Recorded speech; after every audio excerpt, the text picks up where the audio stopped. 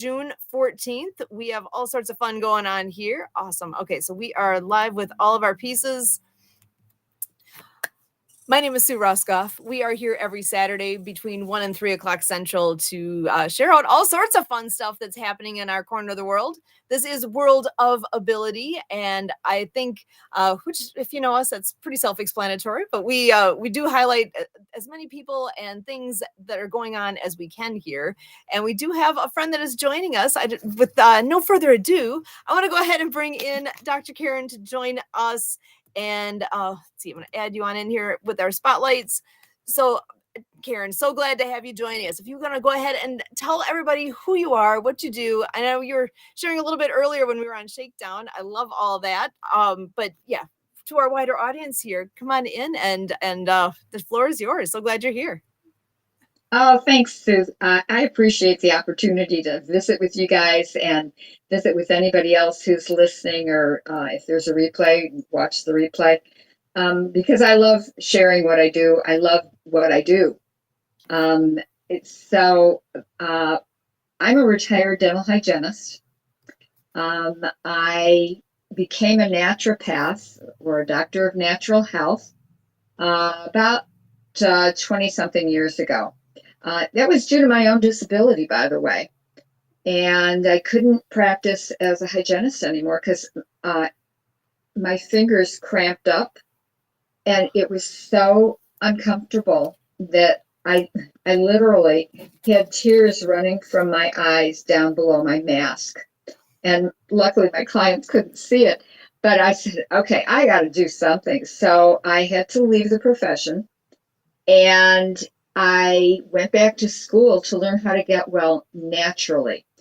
I had been learning a lot over time about, and we all are familiar with this, the side effects of drugs, okay, legal drugs. And it just didn't make sense to me to keep adding one drug on top of another. So I wanted to learn how to do it naturally. It had helped me with my son, who was hyperactive and had an attention problem. I thought, well, it can help me too. So after I got my degree, I started using everything that I knew. And of course, 20 something years ago, we didn't have the internet like we have it now. We didn't have Google searches. Google is my best friend some days, let me tell you. Oh, yeah. And so I did all of this by hand, and getting the information was a much slower process. Nowadays, we're very lucky. We get that information faster, but there are so many conflicting studies that now it's confusing for people.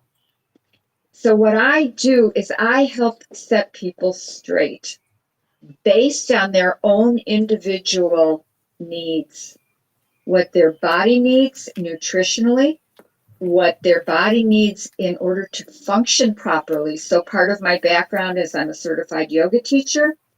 I also do a technique called craniosacral therapy, and that has taught me a lot about working with the body and allowing the body to work with the client as well as with myself. And I actually have transferred those skills to doing it remotely. So everything I do is remote. So I'm here in Kurt and Sue's area, which is southeastern Wisconsin. I'm on the very western edge of Milwaukee. And so I would love to do craniosacral therapy for other people who are like in Chicago or in California, but they aren't going to travel to see me. I want to make things available to them. And so the way I do that is through nutrition, but also through mindset. So I'm certified as an energy practitioner. The word practitioner doesn't really fit what I do because we don't practice. I'm not practicing on you folks. I'm certified. I know how to do this, okay? And so I'm certified in emotional release techniques. And that frees up our energy. Now, when we're thinking things negatively, that thought goes to the brain. It goes to the nervous system, and the nervous system says, oh, that's what we're supposed to do? Okay, let's send that negativity throughout the body. And the body doesn't function properly. And so everything we know as a disease or a disorder, that's the process. It's very simple. Now I'm simplifying it. The body is not that simple. And this is what I like to share with people. Okay, so people on the whole can't do that for themselves. They can learn how if they want to go through the type of schooling I've gone through. I'm here for the shortcut. That's what I do. So the bottom line of this is the result. I want people to live an easier, simpler, more cost-effective, time-efficient, fun life. And the way they can do that is by feeling good. It's really that simple. And so I look at particularly stress. Now, a lot of people think about emotional stress, right? That isn't that the first thing that comes to your mind? There's also physical stress. So anytime a body part isn't working properly, it stresses the body. There's also biochemical stress, and that comes from the hormones. The hormones usually are misprogrammed, okay? And that actually comes a lot from what we've gone through in the last 5+ years. That one of the systems that was hit first by the virus was the endocrine system or the hormones. And I've been going through that myself. And then another area that I look at is toxicity. Our world has become so toxic. In 2006, there was a study done by a National Geographic expose, and this journalist set out to find the best places on the face of the earth that were not polluted, that we could live in, right? He said there is no place any longer. Wow. That outside and inside are all polluted, and the inside of our homes is even more polluted than the outside. And if you think about that, it's like, okay, what's coming into this house that's causing that pollution? And so I help people find those toxic areas. And it's just a fascinating world that I've learned about because I've needed it. And so unraveling that and taking it to the next level and doing prevention will help people stay better longer. It's not about how long we live, okay? It's about how we live while we're here. And I love, I hopefully I can quote this properly. Abraham Lincoln said, it's not the number of years that we live, it's the number of life in our years. Okay, and he said that. He was in the 1800s, okay, mid 1800s when he said that. So that's what I like to share with people. We've gotten away from that simplicity of life. And there are simple ways we can change. I know people don't like that word a lot, but I use it anyway. We can adjust. How's that? Is that a better word? We can adjust to living a simpler life in a complicated world. Slowing down and thinking that all through, that's huge. I think everybody needs to do that because we don't often pay attention to all the stress around us, what's going on inside us, what's going on in our house, and what are we using for our cleaning products? There's all sorts of things that hit us that we don't even think about. And taking that step back and it's like, wait a second, really, no. Notice what's going on. Notice how your body's feeling. How often do we do that? That I think we need to focus on that, and what a difference that would make if we can take that time to do that for ourselves, for our families. Yes. Yes, we live in a society where we're used to quick fixes. Yep. It's not the quick fixes that do the changing, okay? That make the adjustments so that we're noticing things are better, okay? It's the small steps every day that we do. So I'm not talking about a massive makeover here of our homes and our bodies, okay? It's a small step. Choose one thing that we can do and do it for a week, for a month, whatever you're comfortable with. So it's a matter of adapting Hmm. when I teach people to what they're comfortable with. So I have one client, she's been with me for probably about 13 years or so, and we've become very good friends. And she's gone through massive changes in the last year of her life that were life imposed on her, let's say. Okay. And there have been times when I have had to say, okay, let's take a step back. Let's take a look at this, and helped her break it down. And by the time we get done talking, which is probably a matter of 5 to 10 minutes, I can hear in her voice and in her breathing that she has really taken a step back and regrounded herself. And when I say grounding, there's two kinds of grounding, okay? There's emotional grounding. Everybody's probably familiar with that one. And then you may be familiar with earthing, or another term for it is grounding. And that's our connection with our environment. Okay? We are disconnected from our environment. And this is all part of my training. And I find it fascinating. I tell everybody I'm a science nerd. It is so interesting to me how all of these things fit together that I like to, I liken it. And if anybody goes to my Facebook page, okay, they will see it there. My background is on my, which page is it on? I can't remember. Oh, it's on my group page. And Moving into Better Health is my group. And feel free to join. No charge and lots of information. Anyway, it's puzzle pieces. It's how those puzzle pieces fit together.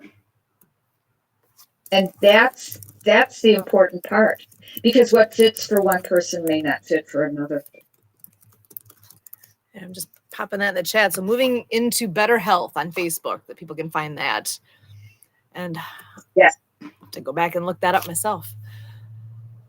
Wow. So when somebody comes to you, where tends to be a good place to start with someone?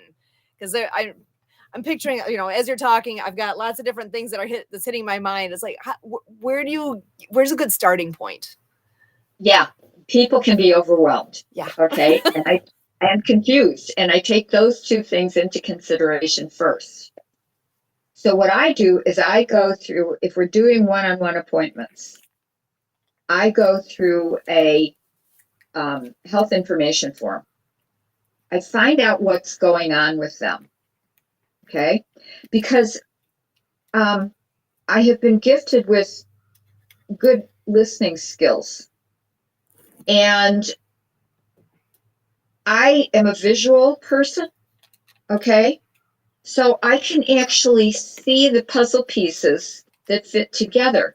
So, for instance, if somebody has a heart issue, I'm going to ask them how their lungs are, how their respiratory system is, because those two are connected. Mm-hmm. If you have inflammation in your lungs, it's going to stress your heart. Okay. And so I look for the commonalities first, and I break it down so that it's less confusing, okay, and less overwhelming for people. And then I ask them where they want to start. Do they want to start with nutrition? Do they want to start with mindset? This is all up to them, because if I tell them, well, let's start here, okay, for instance, let's do aromatherapy, okay? they're going to go, I don't know the first thing about that. What's it supposed to do? What's it for? That's not going to work. I want it to work. So it's up to each person. There are two basic foundations that I do recommend for everybody. Being properly hydrated is the first one. The second one is good sleep. Thank you, Kurt. So now, okay, when I said properly hydrated, okay, no chemicals in the water. That means no tap water, no well water, no bottled water. And it has to have minerals in it, okay? The minerals are taken out by reverse osmosis. And so people look at me and go, what's left? Well, we used to have springs in this country that were pristine. Well, they're a little questionable these days because of the PFAS, okay? And it's a very long name, and I don't even remember the whole thing, but it's PFAS. It has contaminated all our groundwater, okay? Our the water table has been contaminated through the country, all right? And it's a necessary thing. I wish it was less toxic, okay? But it's similar for anybody who has seen the movie Aaron Brockovich, okay? Mm-hmm. Chromium-6, okay? Chromium hexavalent 6. That is extremely toxic and deadly. And believe it or not, Kurt and Sue, we have that in this area, okay? And so it's in the groundwater, and it comes through the pipes. Now, the municipal water systems haven't developed as quickly as the chemicals, and so they don't filter it out properly. So what do I recommend? I have a water filtration system. It's a countertop system. It's really affordable, especially compared to some of the other units on the market. It doesn't run on electricity because, of course, if the electricity goes out, okay, you don't have clean water, right? It's the proper pH for the body, and it's an easy to maintain system. And that's what I recommend. That's what I use. That's what you saw me drinking water from a minute ago. Okay. I just fill my glass up and I drink from that, and I refill it several times a day so that I make sure I'm properly hydrated with a healthy water. Gotcha. I tell everybody that is the foundation. Of course, unless I educate people, okay, like I just shared, which people don't usually have time for, by the way, they don't know the difference. So rather than just saying proper hydration, I have to go through educating first if they're willing to listen. And then the other one is sleep. Well, that's actually an easy one, believe it or not, because if we're not properly hydrated, our nervous system is on edge and we don't sleep well either. Funny how things are all connected, you know? Remember that old song, the knee bone's connected to the shin bone? Yep, I do. It's true. Well, here, I know Kurt's in the background there. I'm going to go ahead and bring him in so he can be in this conversation as well. There's a lot to it, right? On the one hand, there's so many levels, but on the other hand, it's very simple, and it takes paying attention and learning what there is to know. I mean, forever. I mean, we're talking about hydration. Kurt, you will never find him without water at his fingertips. That's been a thing for years. He always has that glass of water or water bottle or whatever it is, handy, so that there's that's there. So that's something I don't think enough people think about. And even with that, I know I tried really hard to make sure that's a thing for myself as well. And I'm certain when we had our last ski show, or a week ago at our ski show, that I was not feeling well in the middle of the show there. And I'm pretty sure I was dehydrated. It's like, how do I get to that point? I try very hard to focus and make sure I'm getting enough, but I didn't that day. So we all have those moments. There are things that will dehydrate us too. And so that's something I'm mindful of when I'm working with clients. What are you doing during the middle of the day? So, for instance, we live in Wisconsin. I tell people we have winter 8 months out of the year here. Okay. Yeah. Heating systems. Okay. Heating systems take water out of the body. Even air conditioning systems take water out of the body. Talking takes water out of the body. All the things. So education being the first step really with people then, and what's something small, what's a step that you can do today, and something Yeah. like water is definitely a thing that anybody can be like, oh yeah, I need to do more of that. Yeah. So Yeah, it's something simple. So, and I know Kurt, you've been around when Karen's been having other events, I believe. And what is something that's been a takeaway that stood out for you? Well, I guess I'll say it's always refreshing when, we're talking about the world of health, wellness, well-being, and helping someone else, in their journey to be healthier, to look at activities of daily living and chances to make a change. That, the thing that we hear Karen talking about is things that I've done to, connect her into things going on with you and me, Sue. Terms like the Happy Neighbor Project, this podcast. She was on earlier with the Shakedown. There's various things that Karen is doing that has not been much part of her acumen, prior to meeting us. So it just really resonates with me because, when I find practitioners are kind of, offering the thing they offer and they stay in their lane and they just keep doing the same things over and over again, and it's a unilateral exchange, you know, it becomes interesting to me in terms of how another person can keep that going and be effective at it. So the thing I celebrate with Karen is, Karen said earlier, she doesn't consider it a practice. Karen has expertise. She's certified and she knows what she's doing.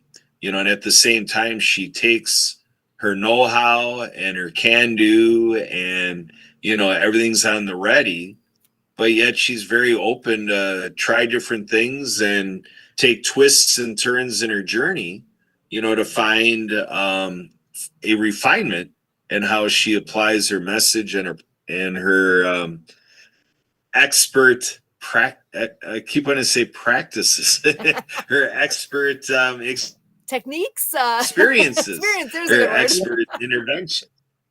Yeah. Because to me, at the foundation of existence is energy. When someone passes on, we have that notion that we can feel that person with us. And so what is that? When somebody passes on and they're not with us in a bodily sense, we still have their energy that we carry with us, right? So to me, that's the very foundation of existence. So when Karen's talking about, remove the impurities and, there's a well-known individual out there that has studied, the energy that is around water and to look at the patterns that when you look at it and kind of bring out what is happening with the existence of this water.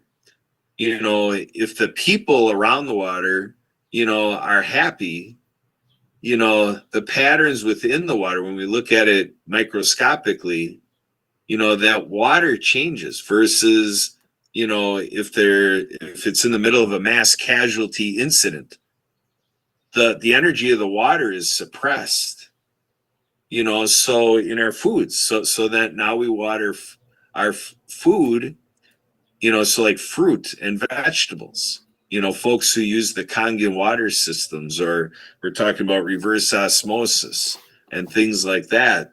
The food that we grow exudes the energy. If the soil is depleted and stressed, the crop that comes out of that water is stressed. And I was on a session earlier where people were talking about meats. So veganism, can include, it really does include, but everything's about how you incorporate it into your life. So there's that room to incorporate the idea is that the slaughtering of an animal to come on our dinner plate has a suppressed energy, and then we eat that. And so that tragic energy is something that we carry with us, and it goes through our whole digestive system. And so that's the offering of vegans, is to encourage this to be a world of 8 billion people that really thinks about that, even in terms of eating an egg and all that kind of stuff, that we can really think of the energy around everything that we do. So when we look at exercise, what are we doing? We're getting all our bodily systems working, and our bodies are cranking out energy. E equals MC squared, right? And so the bigger we are, the more energy it's going to take to have the effect as compared to a smaller person, right? A person who weighs less. It's physics. It's just reality around the system, the enclosed system that is our body. And then, our derma, our skin, the energy. What is the energy we are offering to our skin? When we shake somebody's hand and we can feel that energy, all of this matters. I was wearing a t-shirt on Tuesday that it says you matter, and then you add the speed of light, and then you energy, type of thing. Sue got me that t-shirt. So that's it. It's a way to live life and to think about rest. There's a lot to be said, like, what is your energy state when you go to sleep? What are you propelling into your subconscious when you go to sleep? Because that will affect you. That all has to run its full course. I saw an environmentalist, ecologist, an ENT, ear, nose, and throat doctor, an allergist down in Chicago. Just remarkable work that gentleman did in his time. And he would talk to me about with my allergies and so forth. Well, first of all, he would check my blood work and, and give me a vitamin regimen to, give my body a propensity to rectify the ailments that I carried, that way, in terms of lack of this, lack of that. I take Florical because I have propensity to autosclerosis, hardening of the inner ear, things like that. So, but he talked to me about how he recommended me a 4-day pattern. So if it's something that through my allergies or for any reason has any sort of a stressing in my system, challenging my immune system, a force to reckon with inside of me, well, wait 4 days until you think of doing that again, type of thing.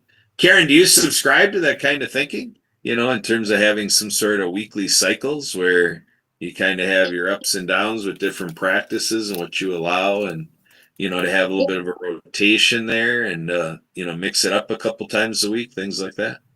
In certain instances, yes. And that's, again, when I take things into consideration for people, what their needs are. But I want to address a couple of things that you said, Kurt. One of them being the energy.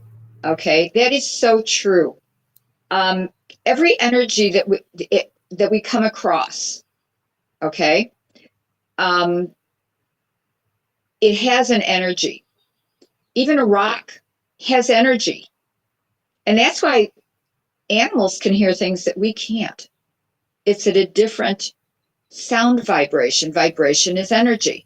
So I grew up when I was young in Chicago. We used to go to the Museum of Science and Industry all the time. And down in the basement, they had this display, and I always wanted to go there because it was I can't remember if it's convex or concave, but I'm going to say the earlier form of parabolic microphones, okay? One at one end of the room, one at the other end of the room. And all you did was talk into those, and you could hear it. The person on the other end could hear it clearly. And that's sound vibration. And I learned that at a very early age. And so it made a lot of sense to me when I started learning about vibrational energy. So fast that forward to the 1990s, I heard about this guy, he must have been a scientist, I didn't know at the time, who was experimenting with water crystals. When I started getting into learning more about water, I learned he had books. So if anybody wants to look up Masaru Emoto, Emoto, he's written several books on water and what our thoughts and what our words will do to water. And he goes, in one of the books, he goes through the process that he went through. Basically, a molecule of distilled water has no crystalline shape. And then when you say a different thought or tape a different thought on a bottle of water and then freeze it, and then you take it out of the freezer and shave it off, you can look at the molecule and it's formed a molecule. It's formed a crystal shape. And the same holds true with a thought. So how many things are we thinking to ourselves on a daily basis? It's energy. And then he compared it to different musics. So I'll just clue you in on one thing. Heavy metal music looks like swamp water. Okay, when you compare the two. So yeah, it's not good. And so why does this make a difference to us? 70%, and that's an average, 70% of the body is water. So Kurt, that's the energy that you're talking about. Okay. The other thing I want to address is I have a philosophy. I developed this with my master's degree years ago. And it's people will do things that are simple to do, easy to understand, cost effective, time efficient, organized, fast, and fun. If it doesn't meet those criteria, they aren't going to do it. And that's why I say I do things according to each person, because it has to follow those criteria. I want them to be successful. It's helped me, okay? It's helped my kids who are grown now. And I want other people to have that success. And you can do this with business too, by the way. So entrepreneurs, this is for you too, okay? I want people to be successful in what they do. And putting this all together is those pieces of the puzzles I was referring to. Excellent. I love it. And I know we do have another guest joining us. I'm going to go ahead and bring him on into the conversation here as well. We've got Christopher Myers joining us, and so glad to see you. I'm going to go ahead and pop you on in here to join in. Welcome, Chris. How are you? I'm doing great. Thanks so much, Sue. Thank you, Kurt, for the invitation. Really appreciate it. Glad to be here. Excellent. Well, we've been chatting with Dr. Karen here for a bit and learning all sorts of great practical pieces. And I know, Karen, you said... I'm kind of disappointed in the whole, heavy metal kind of stuff. I was thinking that would be, or, hey, I'm a Led Zeppelin fan, so I like Led Zeppelin and a few other ones. I know they're not heavy metal, but anyway. Yeah, hopefully. Yeah, I know. I hear. I actually, enlighten people, but discourage them at the same time from what they really enjoy. May want to change your, choices of music, right? When you hear stuff like that, it's like, oh my God, yes, I'm in the wrong place, doing the wrong thing. I need to do different kinds of music. Yeah, for sure. It's just a thought. Yeah, it's a good thought. Well, Chris, do you want to go ahead and introduce yourself to everybody? Sure. My pleasure. Yeah, Chris Myers. I live and work in the Memphis, Tennessee area. I'm a marketing consultant, marketing professor here at the University of Memphis. Been there for many, many years teaching brand and global marketing. 13-time author of marketing books as well as fiction. I'm a huge James Bond fan, but the real reason that I wanted to be on here and knowing that Kurt's here and many others is that he and I are connected with an organization I'm sure he shared before called Helpopedia. And my interest in them is I'm very passionate about the special needs community. I don't know for your listeners how many people know, but to give you some stats, nationwide, there are over 60 million people has some form of special needs. That's about 1 in every 6 people. The rate of autism, I have an autistic son, Taylor, who's now 34. He functions at about a 2 to 3 year old level with no speech. So Taylor, when he was diagnosed many years ago, the rate of autism as identified was 1 in 2,500. Today it's 1 in 31.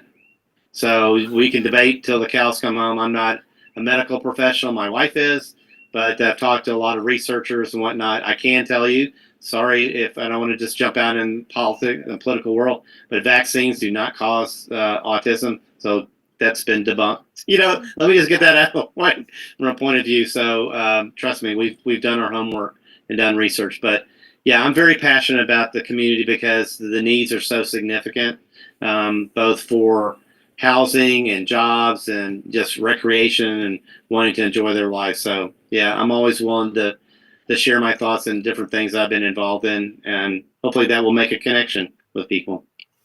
Excellent. So glad you are here. And actually, we do have another friend joining us as well. I'm going to go ahead and bring him in to join our conversation as well. Yeah. I see Curtis Lau is here. I'm going to go ahead and bring you on in. How are you doing today? I'm doing well, Sue.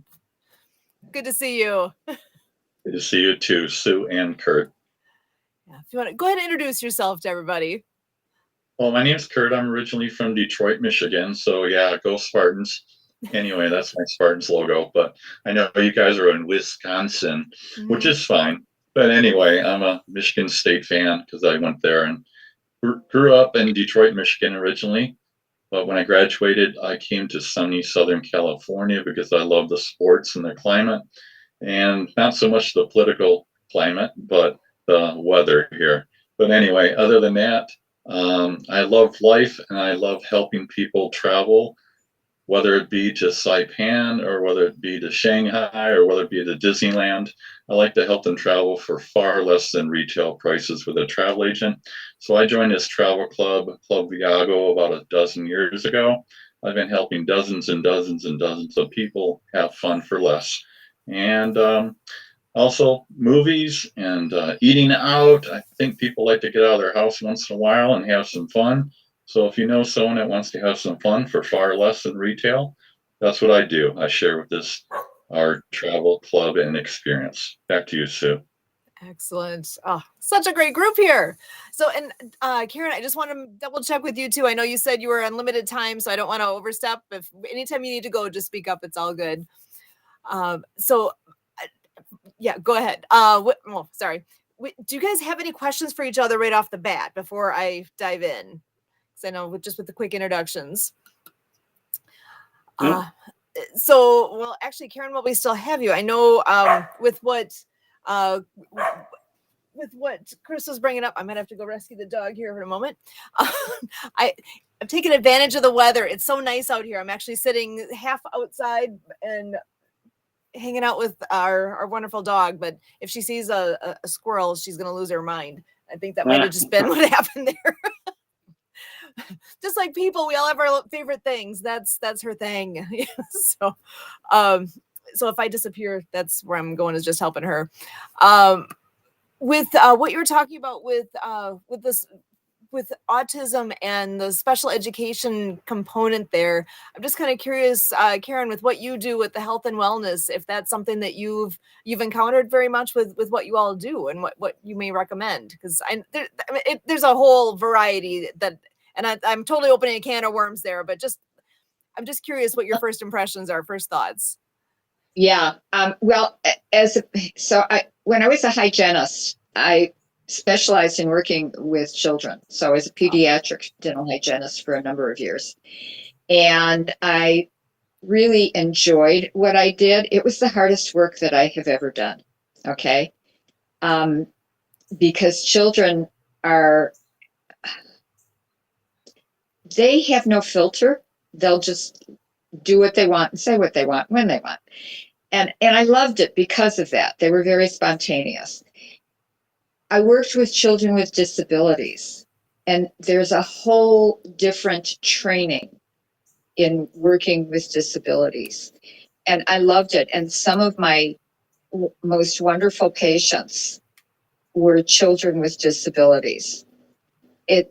It was really rewarding to me to be able to do my skill and help support them and help support their parents in a healthier way. As a naturopath, I do work with people with disabilities. I had one. Okay. And so I use people with those disabilities. I encounter a lot of people who, any disease can be considered a disability, okay, in one way or another. There are physical disabilities, there are functional disabilities. So, nutritionally, it's a physical disability. Function-wise, that's a mobility issue. We were talking about autism, Chris. There are a number of things that contribute to autism. And yes, I have worked with one young man particularly who has autism. And he was 5 when I worked on him, or not worked on him, when I worked with him. And he is now in high school and he's thriving. And it was, as Kurt and I were talking before, it's an energy thing because the nervous system is affected. And so it's knowing the systems that are involved that actually, and what to do with that actually makes the difference. And so, yes, I have worked with people who have disabilities, including autism. Excellent. And now, Chris, with what you do with Helpopedia, what is your favorite thing that you like to do in that realm? Because I know there's, with helping so many different people, where's your favorite niche in there? Yeah, so a little bit of background on that. So I came into, living here in Memphis, not just because of Taylor, but been a part of a lot of boards. And wherever you guys are, I know that Curtis is in Detroit, and Dr. Karen, I'm not sure where you are, but where you're located. But, across the country, little agencies, I always say they're like the little engines that could, right? Mm-hmm. So they're all in there. But the problem is they're all, for the most part, in their own swim lanes. They have their missions, they have their boards, they try to do what they can, they raise money, et cetera. And a lot of it is incredible work. I'm very grateful to be a part of that. So I joined that kind of group, if you will, here in the Memphis area for many years to learn about what the state provided and, more importantly, what it didn't provide.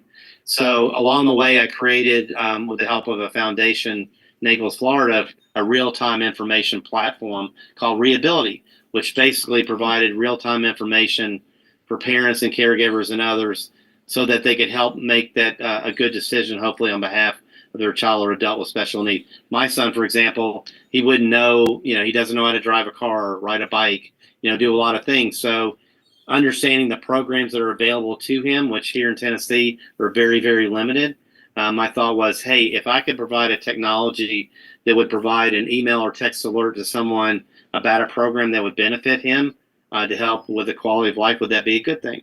And I did. And today, Reability's got over 400 agencies around the country, that are on it, which is great. I'm very happy for it. But there was still some work to be done. And so I found Laura Lynn Mears and Philip Petrano from Helpopedia. And then certainly Kurt and all the wonderful work he's doing, and so many others. Just to answer your question, so the last couple of months. So I've only been involved with this group for about 3 months. But there's a lot of energy, a lot of positivity of what we're trying to do. But, it's not like just special needs, but they also provide a lot of support, programs, ideas for the youth development. Phil, in particular, works a lot with school systems and trying to help parents and others that are struggling, just trying to find the right, formula to get little Johnny or little Sally ready for college or high school, or some counseling challenges. I mean, there's so much anxiety out there in the world today. You're just, as an organization, trying to find what I call the sweet spot of how you can provide support, right? So we found each other through a mutual friend a couple of months ago, and I love it. As I said, I'm very very happy to be working with Kurt and Bill and Laura Lynn and others who have such a positive perspective in life about what they really want to do and how they want to make a difference. So for me personally, it's just connecting with them. Monday we have a board meeting, which is great. So we'll see, where things are and what we need to do. And we've got big plans for the rest of the year of launching kind of a Reability 2.0, if you will, that'll provide this world-class directory for families about, doctors and lawyers and dentists who can work with special needs. Because you would think in today's world, as litigious as we are, that everybody gets a fair shot at getting representation. The short answer I can tell you from 34 years of experience, that answer is no. They say they will do it, but in reality, they won't. So finding those right resources, and that's what I'm blessed to be a part of Helpopedia. And as I said, love working with Kurt and the whole team. Excellent. Well, yeah, I've only had good experience with the whole Helpopedia crew and knowing what they all are working towards. I mean, our daughter is just finished her sophomore year in high school, going into junior year, so a lot of the things that they talk about is like, it's really hitting home here of, how do you get to where you want to go and do the things that you want to do, and make good decisions along the way. And how do you know what's available? How do you know what options you have? And to be able to no, 100%. So for them, I don't want to steal any of Phil or Laura Lynn's thunder on that, but it's hard. I mean, I'm a parent. I've got my children all older. My youngest is pursuing her PhD. So we're well into, and past the educational world on that front. But there are a lot of new families, new parents, new everything. They have no idea. Or there's just too much information. They have no idea what to sift through to find out what works best for my child. Because not everybody wants to go to a 4-year college. Some people may want to go to trade school. I wouldn't be that way because I stink at that. There's no way I'm going to build anything or be in a metal shop. That wouldn't be me. But there are a lot of young people today that are really enamored with that sort of lifestyle. And it's a good lifestyle, and it's a good way to make a living. And I say, hey, more power to them. But just providing the right direction instead of everybody following the herd one way. Maybe I could be that person who's, a slightly different. I'll go in a different way. And that's okay. And if that will make you happy and you can raise a family doing it that way, I say more power to you. But that's the beauty about this little organization, Helpopedia. We're looking at two very dynamic, major challenges facing youth development and then working with special needs caregivers and their families. So it's a really great little group. I'm really proud to be a part of it. Excellent. And I got to ask, Curtis, have you heard of Helpopedia, or is this the first that's come across what you are all doing? I've never heard of them. As a social studies teacher in high school for many years, I've never heard of that. And let me start off by saying, Christopher, I do not live in Detroit anymore. Just to let you know. I'm in Southern California near San Diego. That's right. You did say it. My apologies. That's right. You did say no problem. I mean, nothing against my hometown of Detroit. Like any major city, it has its problems. I do have relatives back there, but basically, I'm out here in Southern Cal with my wife. But I'm able to help people in Detroit and Memphis. My sister lives in Cordova, just to let you know. Oh, yeah. So okay, there you go. Very familiar with the Memphis area. But Sue, no, I have not heard of his organization. I'd love to hear more about it. That's why I'm here. I haven't visited in quite a while. I know I've been absent, Kurt. Please forgive me. But I get here when I can, when I'm not traveling, when I'm not helping people. But long story short, I haven't heard of them. And yes, Sue, it is important to help people, including your daughter in high school, navigate the roads, or special ed people navigate the roads to what do I want to do with life? How do I get there? What's the end, the means, or the means to the end, or whatever. Maybe I'm confusing on that part because we all have our journey of what we want to do. There's no main path. I thought the main path was going to college and getting a 4-year degree, and that would enable you to get a job for 4 years, or excuse me, for a lifetime.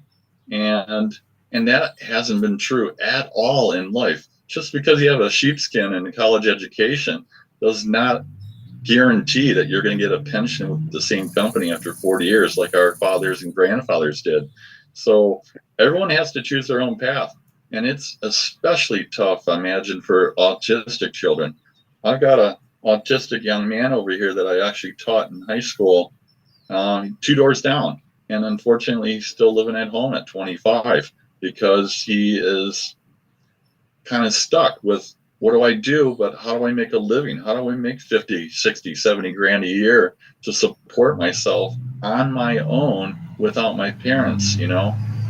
I think he's going to be at his home the rest of his life with his parents, Sue and Chad over here, because they can't give him the freedom to live in an apartment because he just can't function. So I feel for those kids. So normal people, how do we survive, without a job? And that's why I do what I do, Sue. I help people that want to be entrepreneurs or make an additional stream of money so they don't have to rely on an employer. They can work on their own and travel the world and make some money doing it. But that's another story altogether. But to answer your question, no, I haven't heard of his organization, but I'm here to learn more about it. Excellent. Well, and I actually am curious too with the travel that you do, with how you help people get set up for their vacations and whatnot. Is it very often that you have folks that say, "Hey, I've got somebody with special needs that's going to be in this travel as well"? And because I've heard a lot of stories from folks that a good friend that's a wheelchair user, that there's a whole lot of hoops to go through to try to figure out, can I get to the places that I want to go, and how does that look? And do you encounter that very much? We do at times. We have, many disabled people, not functionally, not disabled mentally, but we have a lot of disabled people that encounter the ADA all the time. The American Disabilities Act, and how do you navigate getting to the airport? How do you call a shuttle? How do you get there? How do you get to the Great Wall of China and actually get on the Great Wall of China and have accessibility? Because when you travel to other countries, they do not have what we have in America. They have a lot of hoops they have to jump through. And how do I get to this outback of Australia? How do I get to Machu Picchu? And we navigate, our travel club and concierge handles all that. They take care of the hoops they have to jump through. And that's part of what I love, is that I don't have to worry about anything.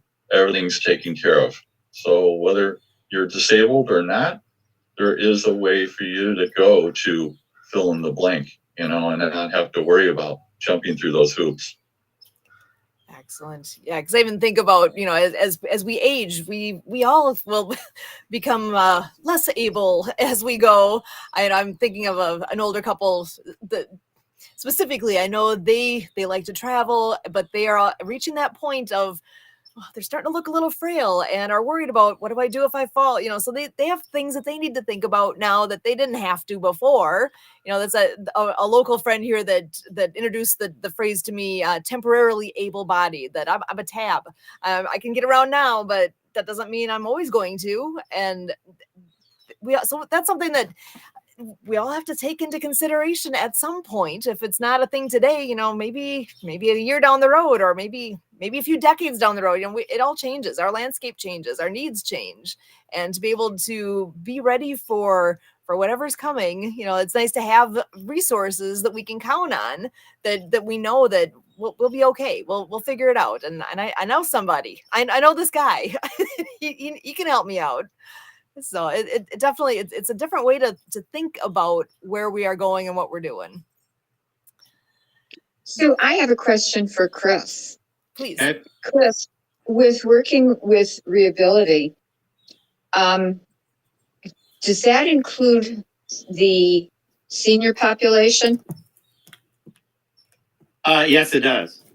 For Okay. children all the way through adults, right? So Okay. it was designed that way because, again, my son is now 34. So I was thinking ahead relative to his care and whatnot. And by the way, Sue, Taylor, as a part of, challenge for us. He doesn't live with my wife and me anymore because a couple of years ago, and it's hard. I will tell you as a parent to say I'm actually giving up the care of my child, my son that, my wife gave birth to 30 something years ago, to complete strangers. And there are all kinds of different emotions. So for your listeners and whatnot, maybe some of them are feeling that way. Karen, I'll come back to your question, but it's just, it is a very different world when you have typical children that are crazy and run around and go to games in the parks and all of that other stuff. And then you have a special needs child. Your entire world just turns on its head, right? Turns on its head. So Karen, to your question, when I conceived of this idea years ago, and we did research, by the way. So as a marketer, for all those who are interested in the world of marketing, that's what I do for a living. We did quantitative research to validate, hey, would people really be interested in this idea? If you had a platform that would provide real-time information free of charge that came to you when you need it, how you need it, about the information that you needed, that to help you make good decisions. And so that was the premise. And so I did research, and a lot of people said, great idea, go and build it. Okay, where do I fund the money? It always comes down to money, but you got to find money. Somebody's not going to do it necessarily for free in pro bono work, right? So we found this beautiful, wonderful agency out of New Delhi, India. And for a very modest amount of money, they built the platform. I know for a fraction of what it would cost today. And so the platform does provide support. Karen, again, to your question, once that child gets diagnosed all the way through their entire, in my head, it was a life continuum. So life is, continuum from the day you're given birth until the day the good Lord says time to go. So this platform shouldn't be anything different. And that's the way we conceived it. So it's still there today, still going today. But as I said, the reason I'm so delighted to be with Kurt and the Helpopedia. And by the way, Curtis, the Helpopedia is actually based in the New Jersey, New York area. That's where Bill and Laura Lynn founded the organization. It's not even 3 years old yet, but it's already caught fire and a lot of interest from people. Because again, it's providing information for parents to help with planning for youth development and college and all these other things. And now, since I came on, we've got a little more focus on the special needs side. So again, two major objectives for us, but it's based in New York and New Jersey area. So it's very cool. But yeah, it's that's the thing about for parents, for all your folks on here and others in the special needs world. It's really about how can I provide a little bit of hope, hopefully, that will provide a future quality of life. And that's the name of the game. I can't change the fact that my son functions at about a 2 to 3 year old level. He'll never be able to do a lot of things my other children can do, or many others, but he still deserves to have a quality of life just like everybody else, right? And there's certain things that he loves to do. He loves to play with balls, other things. So, and Taylor's just like millions of others here in the U.S. and frankly across the world. So I think worldwide there are probably 400 or 500 million at least people that have special needs, at least that many, probably at least 500 million. A lot of people. Probably 8% of, or 7-8% of the entire world population has some form of special need, maybe more. Yeah. So, a very daunting task. Yeah, it's amazing when we think. I know Kurt's made comments over the years about how if you expand your business to include everybody, the extent to which you actually are expanding your business, it's amazing. And I'm seeing some pop-ups here about Karen, that you need to get going. All good. Thank you so much for spending some time with us today and sharing your words. Really appreciate you and look forward to seeing you again soon. Yeah, Thank you. Thank you for your questions. Beautiful question. Thank you. Yeah, Kurt has been a champion, and just in a few months I've known him. Really appreciate his passion, energy for this, because he's right. Every time I get a chance to chat with him, he's absolutely right. It's just so much misinformation, though, and so many people that just don't know and are scared and whatever. But instead of trying to be enlightened about what they could know, what's the natural reaction? Unfortunately, with some people, they recoil or they back away or they don't want to learn or whatever. And so what you don't know scares you.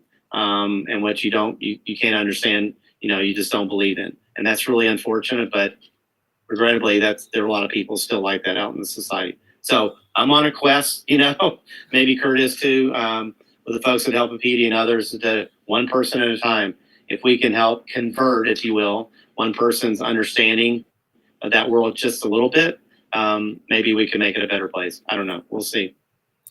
I love it. Yeah, there's that fear of the unknown. It's like if you don't know what to expect, it's like, oh, I need to understand right away. Well, no, you can figure it out. It's all good. I know when we do adaptive water skiing, every person that comes is there for a different reason. Some have a physical something that means that the sit down ski is better than stand up skiing. Some people, it's a cognitive thing. It's everybody is different, and we adapt what we're doing to the person to make it work for them. And it means something different for everybody. It's like it can be similar between different people, but it's going to be different for everyone. Some people don't like that. Oh my gosh, I'm getting in the water now and getting wet, and it could be a scary moment of you're sliding from being on the dock into the water, or maybe actually this last time when we were out there, we had somebody that was actually really petite. So she actually ended up riding on my lap around on that sit ski because the ski itself it would have been too big for her. It was not practical.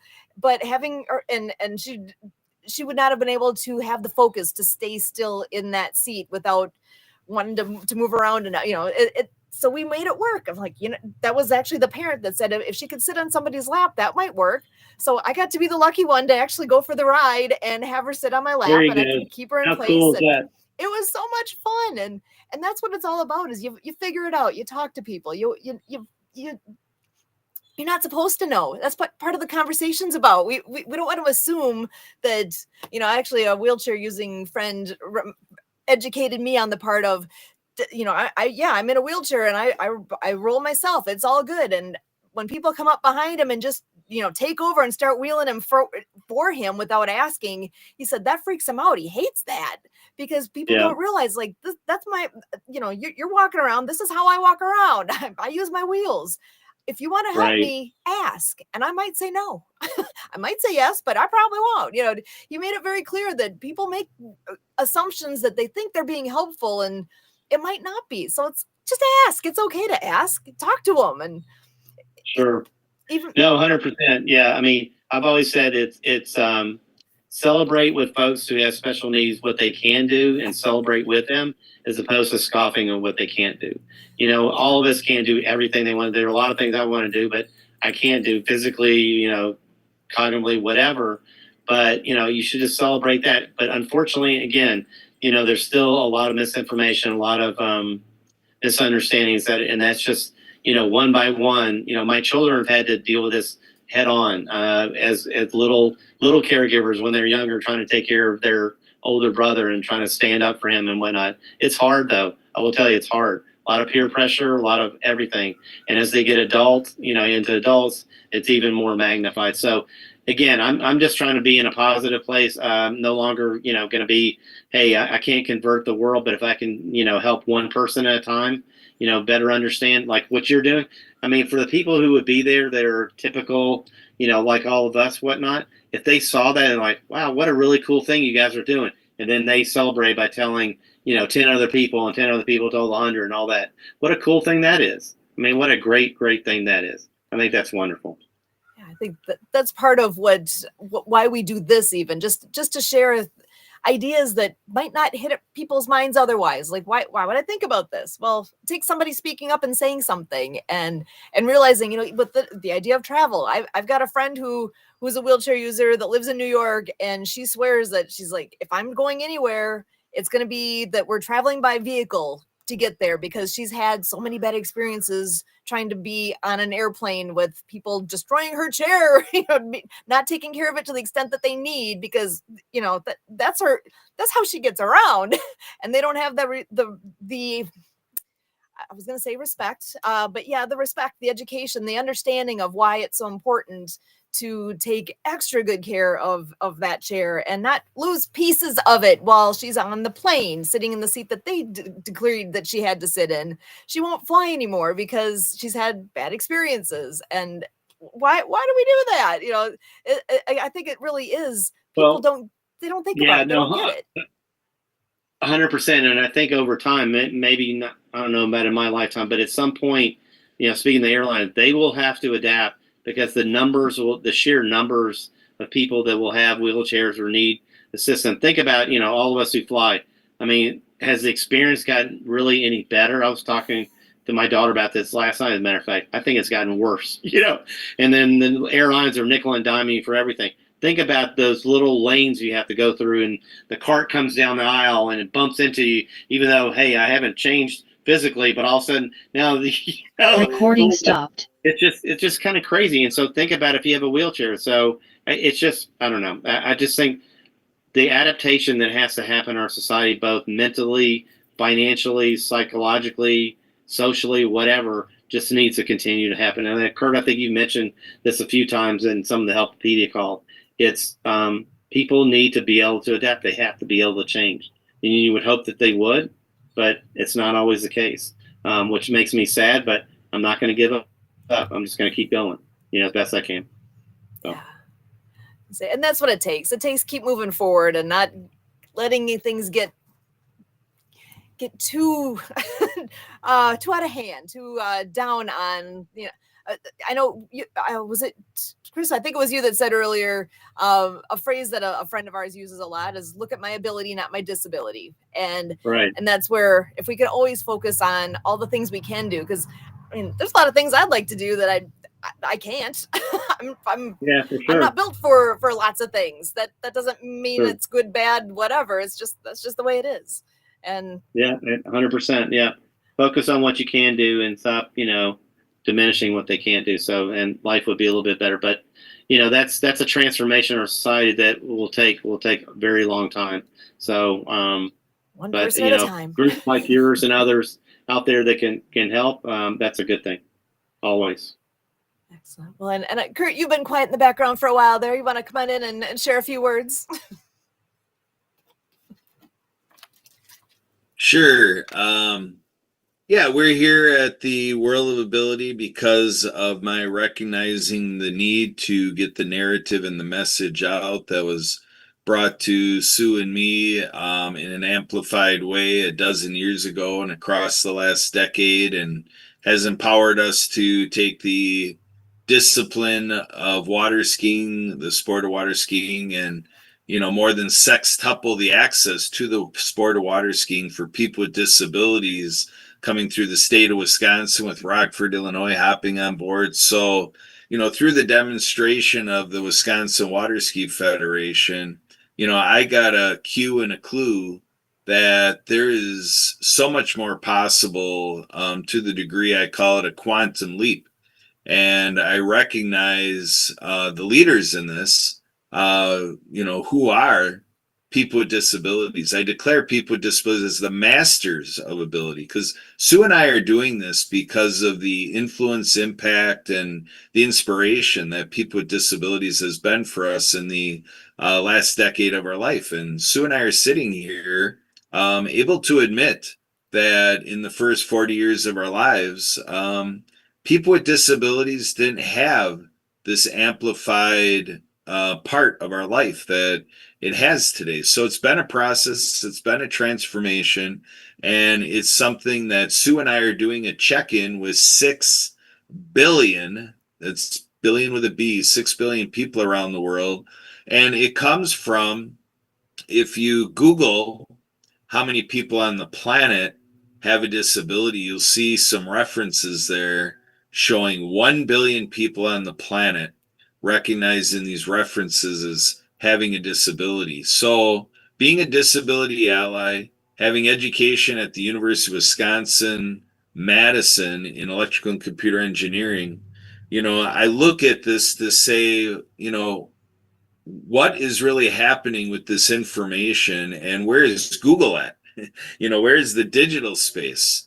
And we have an immediate opportunity to expand and grow that, because I propose to all of you out there that the findings on Google using ChatGPT and all the tools only has half the story.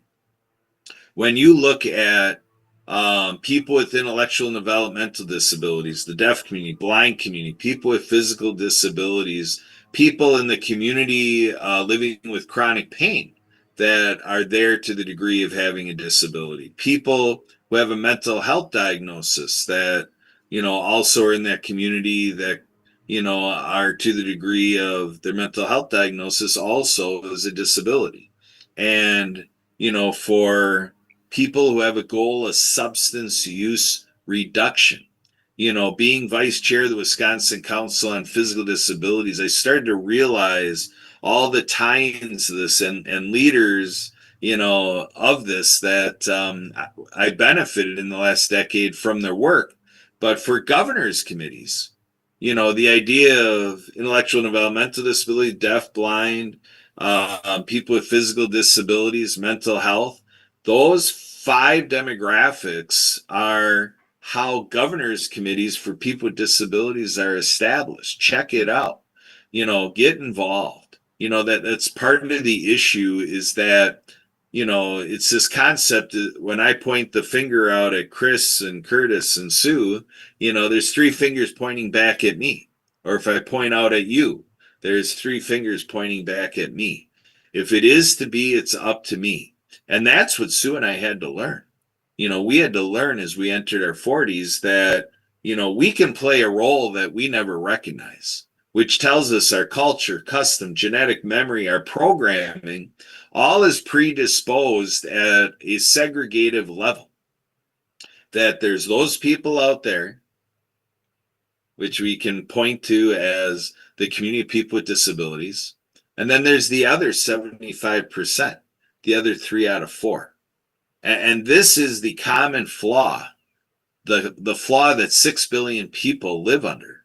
And 2 billion people on the planet have always been there since the beginning of humankind. 175 billion people have ever been on this planet. And it is just astonishing and astounding to me that even if you read sacred scripture, we have never had this conversation. In sacred scripture, what you do unto the least of these, you do unto me. Why did our Messiah say that? Because of his audience. It wasn't because of him or our Heavenly Father or any of the divinity. It has to do with his audience, the audience during the time of sacred scripture, and for the audience today, 8 billion people on the planet. Because we were talking about energy earlier in the show. If we really understand this, 8 billion people on this planet have equal energy. 8 billion people have equal energy. We come from one. We have to understand, we come from one and we're spread across the world through the miracle of mitosis. Through the miracle of mitosis, we are 8 billion people around the world. Hallelujah! But we're all one. We are still one.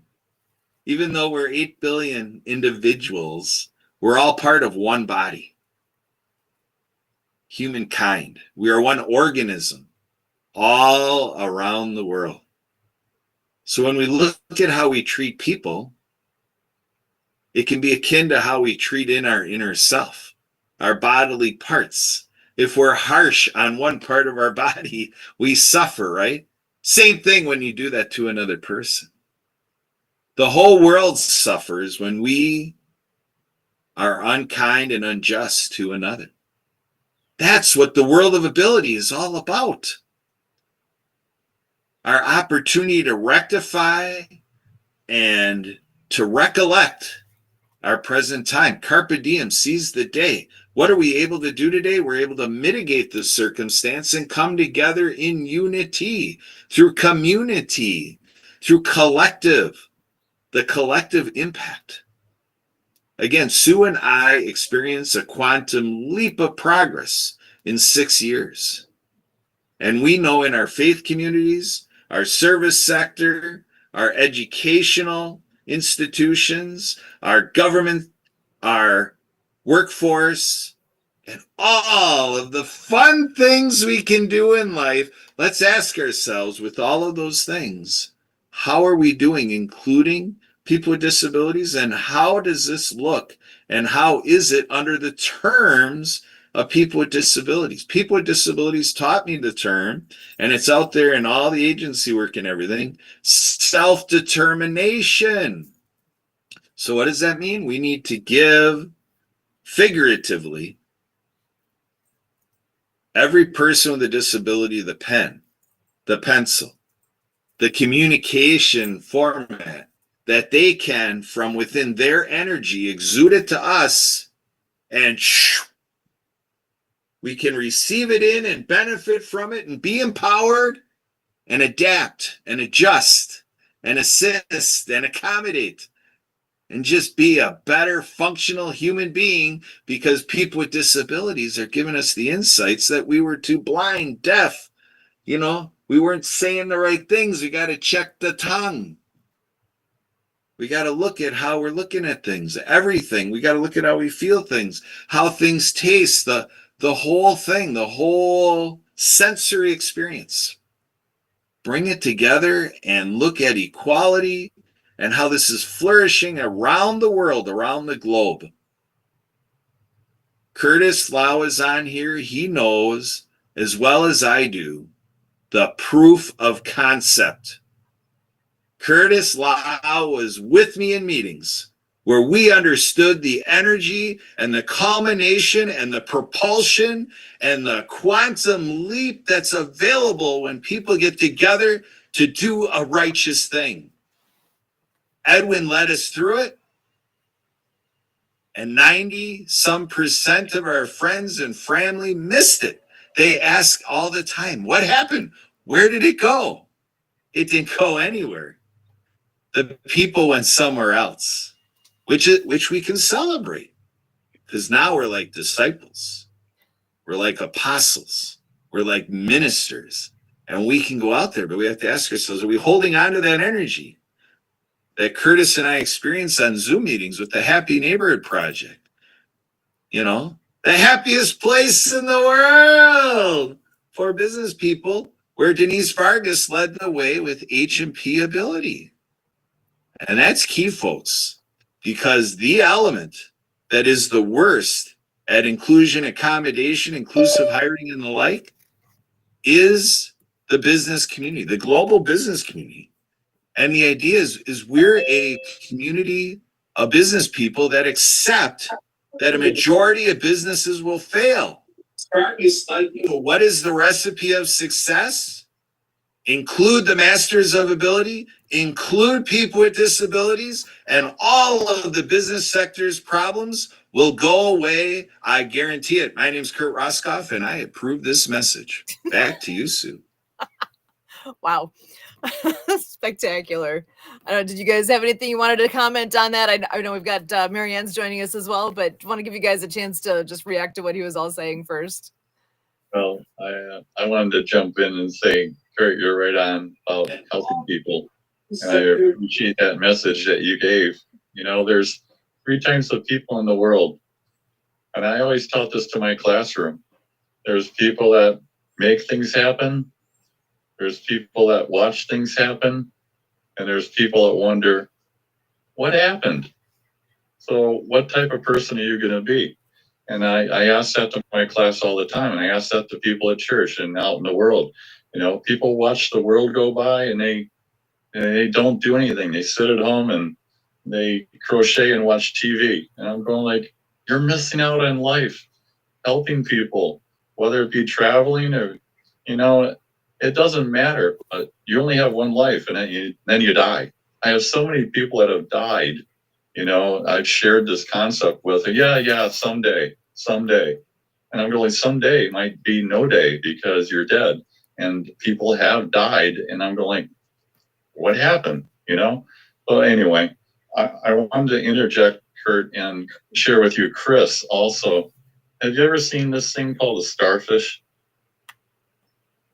That question for me? Yeah, for everyone. Have you heard this? Have you heard the starfish story? I'm not sure. I'm not sure what story you're referring to. I've heard different stories. Okay, the starfish story basically is, I'm going to church camp next week to help foster neglected youth. have some sense of normalcy at a church camp. And I've been doing that for a dozen years now. But, I got this starfish being at my first camp at Royal Family Kids Camp. Here's the starfish story. I'm going to do it real quick. I have to leave at the top of the hour. While walking on the beach one day, I saw a starfish on the shore, and everywhere I looked, it seemed I saw 1,000 more. Then what to my surprise appeared? A boy of 9 or 10. And as the starfish washed ashore, he threw them back again. Open the page.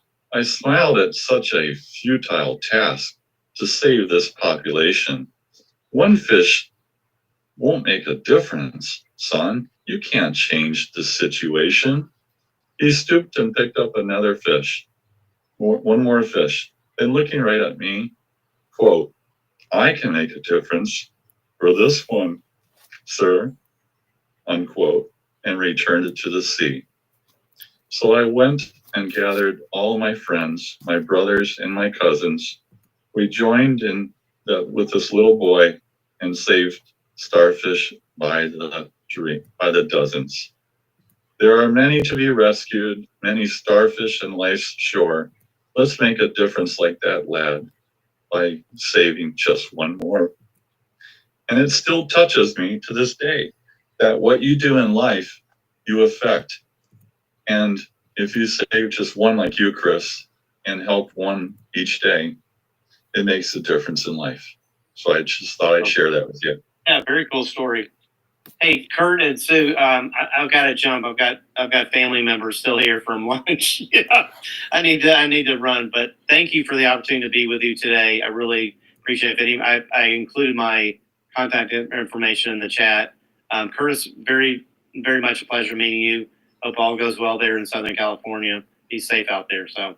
And your next guest, I've heard her wonderful story. So I'm going to leave you, Curtis, to hear it too. It's a fascinating story. Great video. But thank you again. I'll be happy to come on another time if you want me to. Happy Excellent. to. Thank you so much, Chris. Really appreciate you. Thank you. Thanks, Kurt. And I know, actually, I think Marianne just popped off for a moment there. She was asking about us playing her book trailer. So I would be, let me just pull that up real quick here. The Underwater Acts of Kindness Ocean Cleanup. Oh, yeah, she's coming right back in here. So give me just 1 second here. I'm going to bring that in. Aloha. Hey, Marianne, how you doing? Good. I'm really excited because I'm watching Kurt Roscoff on my television and things are delayed. And that message was so powerful. So, Curtis, I have 3 out of 4 book trailers now of the Acts of Kindness series. So I'm looking at myself here. Wow, I'm looking on the television. Oh my gosh, how cool is that? Oh my gosh, there's Chelsea, there's Leon, Clean Water Foundation. Wow, World Water Day. It's got to be World Water Year, but Underwater Acts of Kindness. Can you play it for Curtis here with the starfish? You got it. Here it is. The Love All of right, Water, Curtis. World Water Day, Oh. March the 22nd. Join us as we celebrate World Water Day with the 4th book in the Acts of Kindness series by Marianne of Waikiki. Meet Robo Motivation, a brave robot delivering clean water to schools worldwide.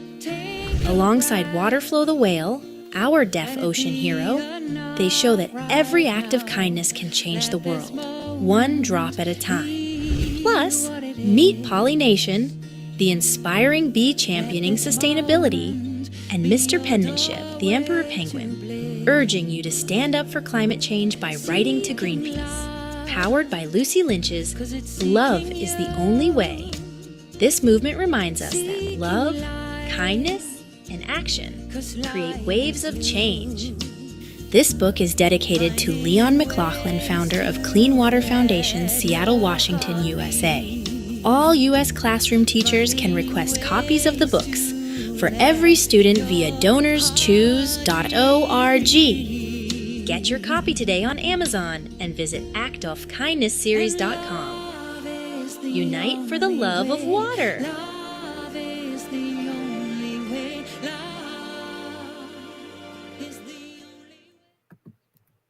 for the love.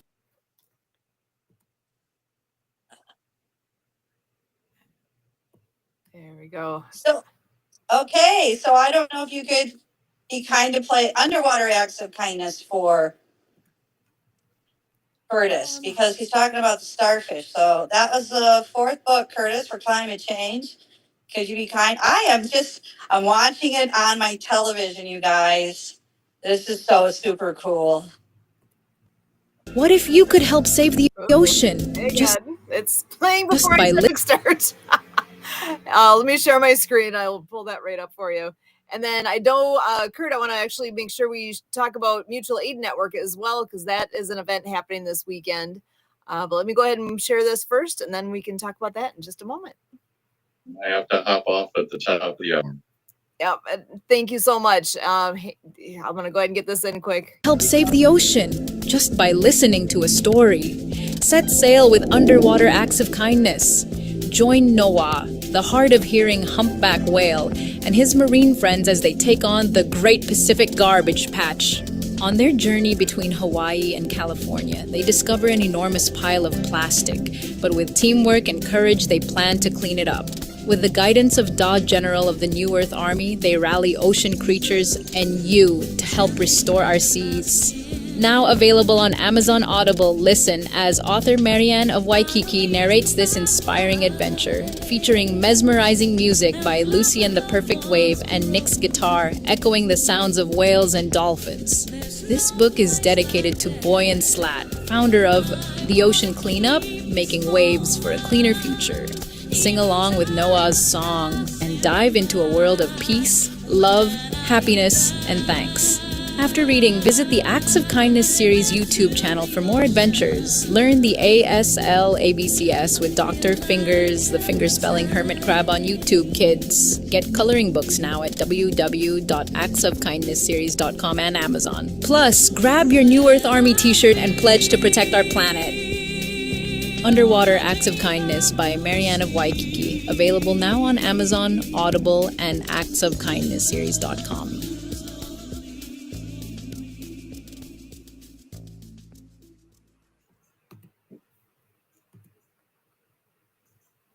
Excellent. All right. Let's see. Making sure I'm back to where I need to be here on my screen. So, so that Marianne, thank you so much for having us go ahead and share those out. And Curtis, I know you said you've got to get going here too. So I would just want to give you a big, huge thanks for being here. It's so good to see you and get to hear you again. It's been a bit. So welcome. You're welcome back here anytime. We're glad to have you. Thank you. I'll try and get here anytime. What can I do other than donate money to help clean up the ocean? That's what I was wondering, because there is that huge garbage patch the size of Texas out there, and people here in California, they talk about being earth friendly, but here they're throwing plastics in their landfills instead of recycling it. And all the plastics that we recycle, they've lied to us. They're not being shipped and melted down and turned into new plastics. They're just dumping it in landfills too. That's been a big duping here in California, as well as around the country. So what can I do to help save our planet off plastic? Is there something I can do? Well, just getting the word of mouth out and educating. What I did, Curtis, is a special education teacher, Marilyn Rogers, told me about Donors Choose, and she requested 50 books. And she was funded in 2 weeks, and Amazon shipped out the books to the classroom, and the classroom read it. So going out as a presenter and author and Apple game developer, we passed around the puppets and we talked stories. So people look on the ground and find 10 pieces of plastic and pick it up at the bus stop, McDonald's, the parks. Everybody does 10 things to do our part. That's free. Okay, that's free. And then share it with 10 other friends and do an ocean cleanup gathering. And so these are just things that are free to do in the community and post it. And I won the Awesome Grant Foundation Award, Honolulu chapter, Oahu, in July. And we gifted the Hawaii School for the Deaf and Blind a water unit value $150 from Clean Water Foundation. And the second book, Rabbit Acts of Kindness, No Bully. And I also then used that money to hire Jay Stoyan for the Persons with Disabilities channel with 32 million subscribers. So I got to share that story as well. So we can look together on Awesome Foundation California. There's outside LA area, and we can apply to see if we can get these books for you and your organization. And in regards to the ocean cleanup, you can go on the ocean cleanup website and donate there and follow them along. And yeah, so thank you for wanted to do your part. So you can do it for free. And I just here wherever you are, I picked up a bunch of bottles. I'm in Mexico. They really are not up to recycling. But I mean, the effort walking down, there was a guy collecting them, and I hang on to that garbage bag full of plastic bottles and picking up around the streets in there and knowing that, someone's going to come by and pick them up. So again, that was exercise. It was free, and I have a good feeling, so, and everybody wins with it. So again, you can visit theoceancleanup.com and Boynton Slat. Okay. But awesome foundation. Thank you very much. Yeah. Thank you so much, Goodbye, Curtis. everyone. Have See a you great next week. day. So glad to have you here with us. Thank you. So, and I know we do want to share yet about the Mutual Aid Network. Kurt, can you just give a little snippet of what is happening this weekend? Let me see if I can pull up a website to share as well. Yeah, Sue's going to be going to mutualaidnetwork.org, going into the events tab, and the event showing there is our Solidarity Summit. The work we're doing is spreading like wildflowers. And so right now it is Flag Day. Happy Flag Day. It is June 14th, 2025. And so after we close out the Zoom session here for the World of Ability, we're going to be jumping on over for what goes until 1:30 Pacific, 3:30 Central, 4:30 Eastern. And so click on the, you're on it. Yeah, the agenda is there. So yeah, it's the final session. They're in wrap-up mode. They got the WAQF funding model and Islamic entrepreneurship, what we can apply today. Thamina Anwar presenting.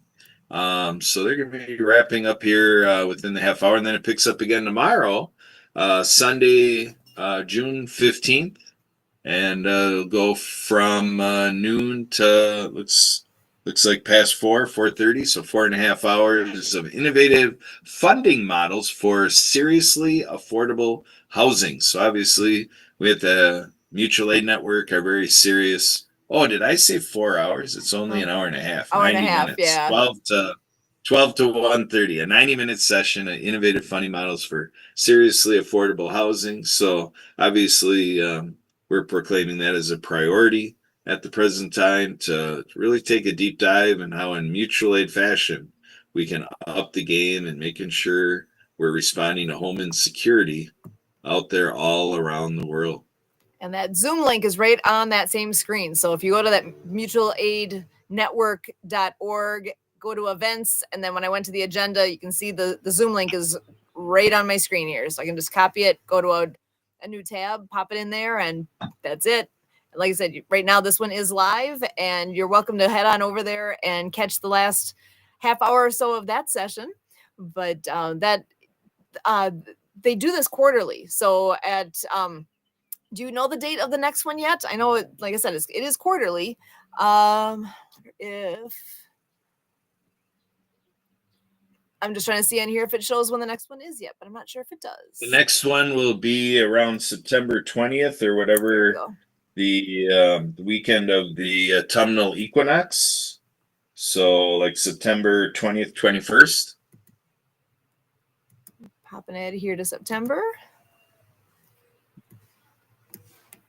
It looks like they don't have it on there yet, but it'll be September 20th, 21st, always correlating to the autumnal equinox.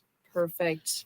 All right. And with that, what a day. What an amazing group of people. I'm so thankful to have Dr. Karen joining us, Chris, Curtis, and Marianne, as always. We're so grateful to everybody for coming on in and sharing and growing the community. So thank you so much. Make sure to make note of that mutualaidnetwork.org so you can get into the end of today's session and join tomorrow. And again, in September on the 20th and 21st, when that will be back for its quarterly event. With that, any last words, Kurt? I think we are all set for today. Go ahead. Huzzah! Thank you. And charge on, because you are a key person in this world of ability. Thanks for being you. Excellent. And I would be remiss if I did not mention again about vetsinneed.org. Make sure to always go there. The live stream that we did last week, that 8-hour telethon, is replaying on their live link, and the telethon is still active. So by all means, share that out. vetsinneed.org. Still raising money, still have lots of info on there to be sharing. So go check it out. As always, we are so grateful for everyone who participates. Marianne, so good to see you. So good to have you part of our crew here today. We look forward to being back here next week again for our next episode of World of Ability, Saturdays at 1 o'clock Central. And like I say, as always, we thank you. So go out and play. So cool to watch it on my television.